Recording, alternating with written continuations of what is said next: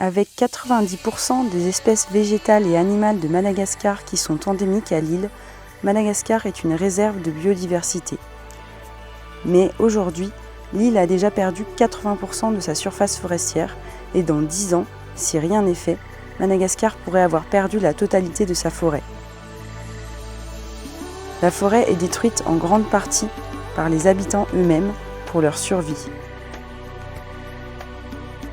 Ils exercent la culture sur brûlis et utilisent le charbon en tant que source d'énergie.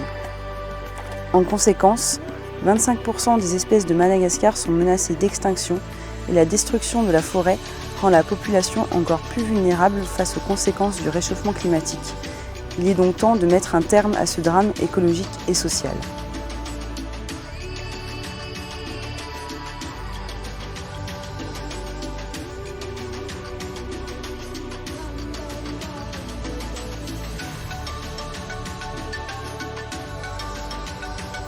Bonjour, je m'appelle Amandine, j'ai 33 ans et j'ai fondé Anakao Nature.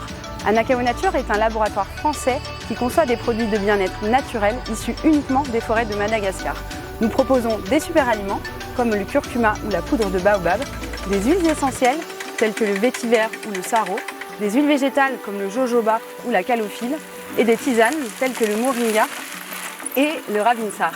Grâce à la commercialisation de ces produits en Europe, nous permettons aux paysans malgaches d'assurer une source de revenus durable et ainsi de les inciter à protéger les forêts plutôt que de les détruire.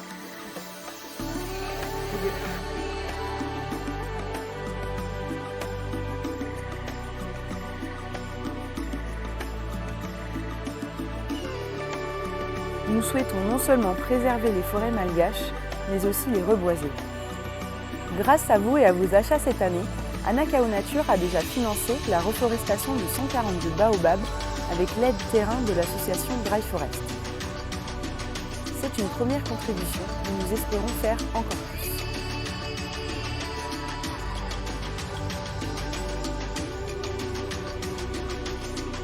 plus. Dry Forest existe en 2019 et là, Dry Forest plante les baobabs avec les espèces autochtones qui l'entourent dans son écosystème natal. Et Dry Forest sensibilise et éduque les enfants sur la pépinière, apprendre la potentialité de l'environnement et les plantes et aussi chercher de l'alternative puisqu'ils font protéger eux-mêmes leurs ressources naturelles et aussi met un projet de gardiennage de la forêt pour éviter les coupes illicites qui est très fréquent et le feu de brousse exactement. Depuis le début de Dry Forest, on a planté 245 000 arbres, dont 24 500 baobabs. Anakao Nature a financé 142 baobabs pour mettre en pépinière en 2023. L'âge de cette baobab, c'est 1 an et demi, ça veut dire 18 mois d'après le pépinière et 1 an mis en terre, 6 mois dans le pépinière. Donc voilà, c'est 18 mois. Anakao Nature a pour objectif de valoriser la nature unique de Madagascar à travers une gamme de produits de bien-être qui prennent soin de ses clients, mais aussi de ses producteurs et de leur environnement.